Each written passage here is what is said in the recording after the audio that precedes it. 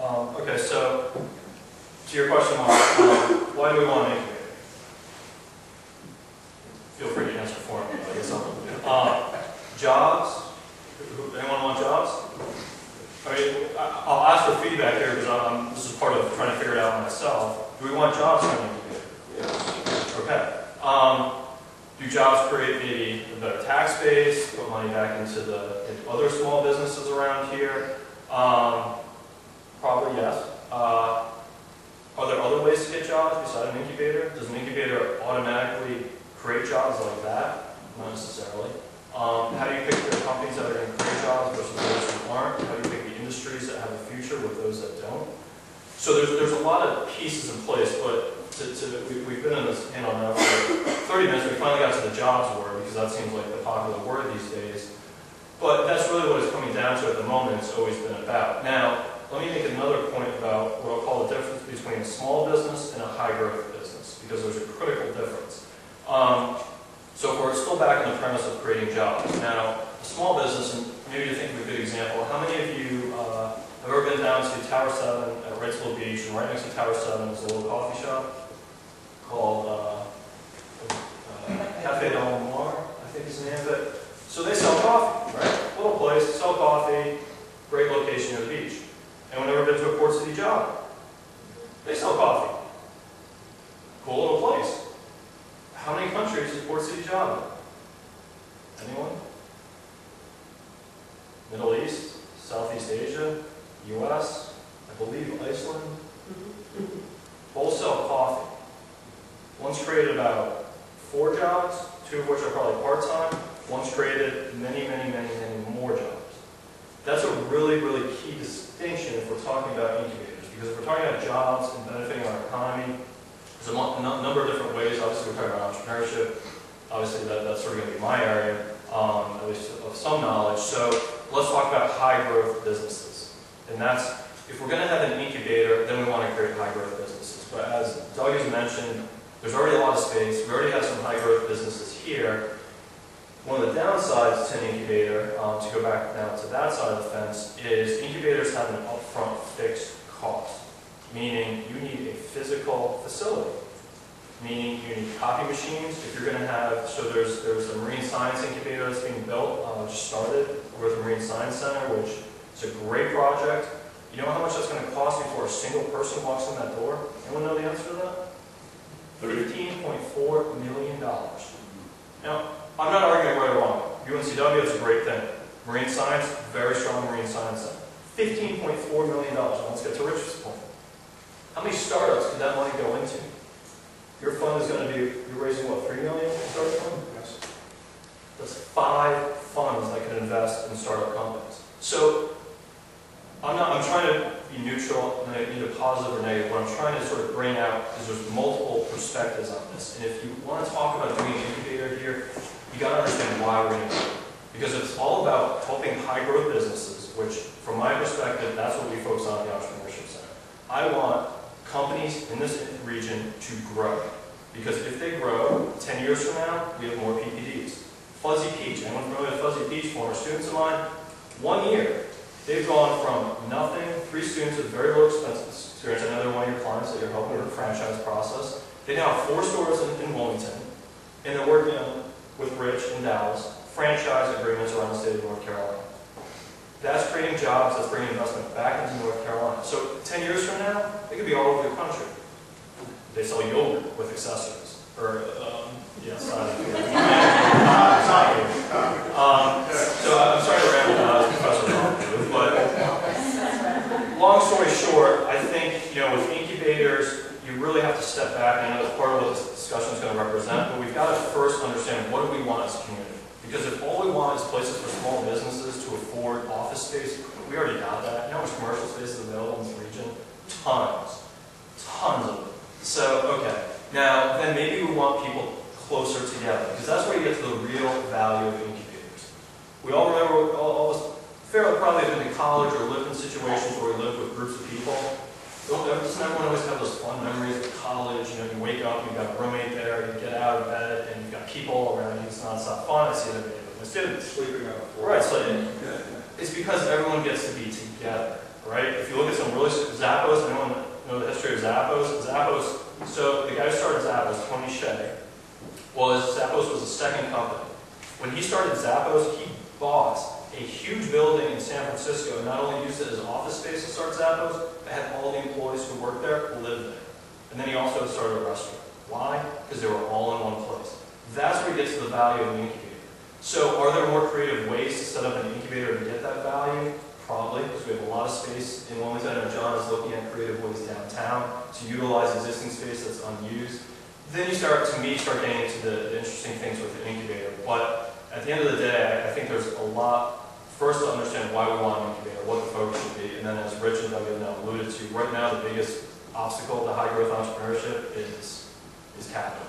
And until you solve that, spending capital on an incubator office space, I'm not sure it's a great investment. What's the biggest problem for low growth entrepreneurship, not well on high growth? So, Rich. By the way, I was kidding Jonathan over here and Doug.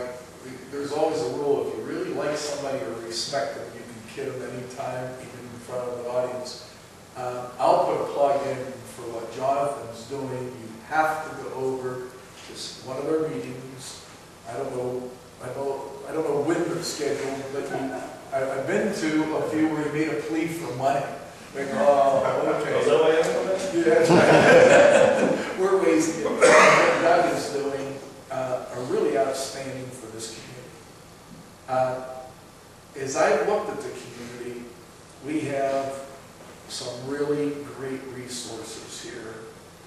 Our natural resource just being the beach and the surrounding area. We have the university.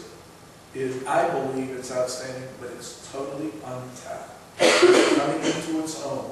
What Jonathan is doing, the Cameron Executive Network, the IT infrastructure, the finance group. I mean, you see the young men and women going to New York City and getting jobs at Bloomberg, okay, and competing with Ivy League students. You look at Cape Fear of what it's doing.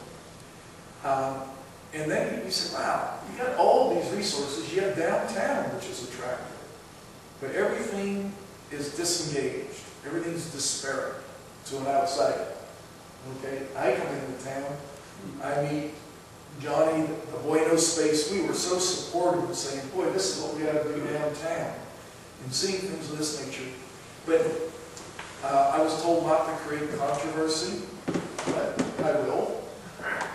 It seems like in Wilmington, everything is disjointed. Everybody has their own agenda. Everybody is doing their own thing to try to advance their organization. And that is not bad. Okay? But Jonathan has heard me use this as an analogy with private equity. I would like to see all the private equity funds in Wilmington get together and be on one street like a car dealership where people can go. Everybody's going to service some different group. And I think all the things that are going on now that we have here should be capitalized and more fully utilized. We should have an incubator. Because if you go around and you see the ones that do work, they really foster a lot of great companies. You never know when one's going to take off, but it's a lot of little companies. But maybe before we get there, because I don't think we have the capital in this community to do it, is we have folks like Doug and Jonathan and John and others get together. Johnny, I didn't even know it. We're looking for space for a small company, and there we have one in Leland. 26,000 square feet. Okay, we're saying, ooh, you just don't know all this exists. So, but I do believe there are enough bright, talented young people in the community or people who want to move here because it's so desirable. Okay? Adam moved here. The young lady next to him moved here. And we know other people who have. The old guys. The old guys who moved here. Okay, because there's an advantage, but you have to foster these young and old people who want to start a business. It isn't easy, and they do have to be together. You're right. They have to be together, talking to each other, and those resources have to be readily accessible. You can't drive from downtown to the beach or up to Berghoff or someplace. It's got to be close. So we need one. When, how, but that's to your point. Do we need one? Yes. Okay. But also utilize the current resources before we get too far down the road. Yeah, to kind of close all that together, is the Charlotte Packer place. We got the skinny on that this past weekend when we were in Charlotte for the International Downtown Association, and the Charlotte Center City Partnership went and got an incentive from the City Council to help make that deal happen.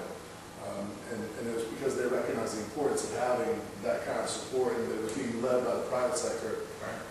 The piece I'm talking about is the kind of incentive, incubator I'm talking about, it would be something that would be almost mostly privately funded, because I think that you need to make sure that it's accountable to the funders in a way that generates a return on investment, almost in the sense that the incubator would almost have an equity position in the company. We talk about the disparate functions. We've got all our support guys all over town, and the idea of an incubator where everybody kind of calls home and it's a one-stop shop. And even if it means Jonathan Rowe just scheduling 1 lunch a week in downtown and sitting in the incubator and answering questions, that's the kind of thing that we need to be able to post. And, hey, Jonathan's going to be here Wednesdays, Frank Scott's going to be on Tuesdays, Bill Tarble's going to be on Thursdays. We're going to have Mark King's going to be doing an intellectual property discussion on Friday. So to be able to have that kind of thing under one roof is extremely important. And the idea that I proposed is having something attached to WDI, one of the things that we're really proud of is leveraging our loan program that we use. This past fiscal year, we used our loan program to create 123 jobs in downtown. And a lot of those jobs were in the service sector. And our executive committee has directed me now to target that towards microloans to small companies, tech companies that need that leverage to get off the ground. And to your point about resources, we have a direct connection with Wilmington Industrial Development and Small Business Loan Program through a board member that we share.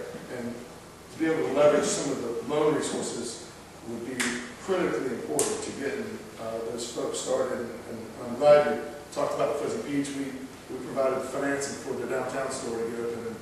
And certainly, we recognize the high growth potential. Those guys were in the office 18 months ago before they opened their first store, when the name of the concept was Blue Spoon. And we were trying to get them to do their first store in downtown. So we're certainly cognizant of all that. It's important that, yeah, we need an incubator. It's got to be in an environment where everybody's already close together, like downtown. It's got to be that place where they can park the car in the morning, and many of their mentors, much of their resources, and much of their inspiration and motivation is on the street, across the street, in the coffee shop, in the restaurant, after work. The opportunity to network and network and meet with other professionals. Had lunch with Toby Getz the other day, and he's blown away by the way his business has grown just since he's moved downtown. He had a job fair 2 weeks ago, 200 people showed up, 115 were qualified for an interview for the possibility of being included in 5 to 10 jobs. So he's experienced tremendous growth by being downtown, and having that corner office with a view of the river and a view of PPD when he brings a client in for a meeting is unmatched and unparalleled. And I think he wishes he had moved his business downtown a couple of years ago. So yeah, I think we need an incubator, and I think it's got to be in downtown. It's got to be in the hub of the